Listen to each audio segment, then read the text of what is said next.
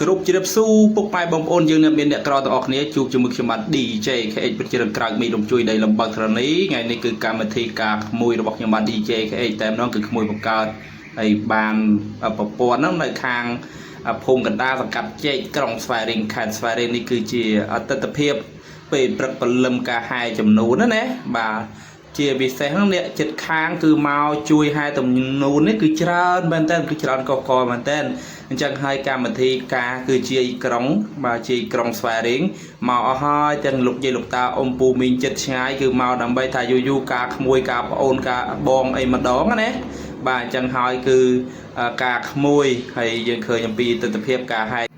នៅពេលព្រឹកព្រលឹមឡើងស្រាងហើយសូមទស្សនាវីដេអូដូចត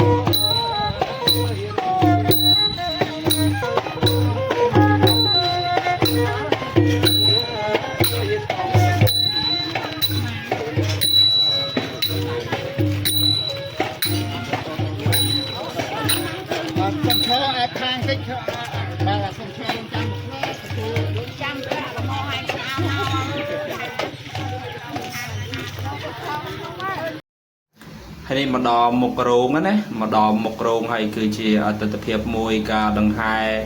មកដល់មុខរោងអញ្ចឹងហើយគឺបងប្អូនមកអស់ហើយដើម្បីថា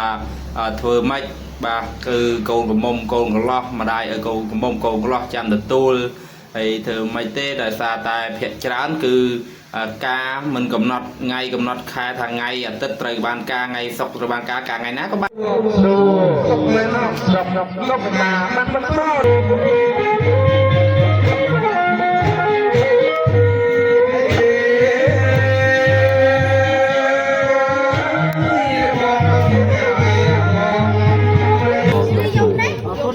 ចូលរួមចុះ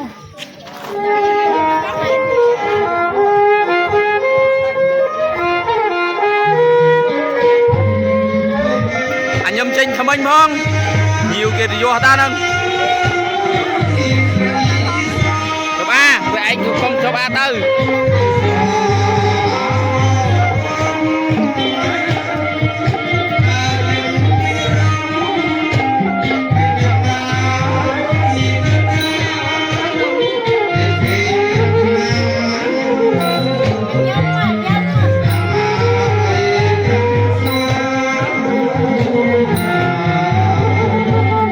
ពីណាបាត់ឡានឃើញ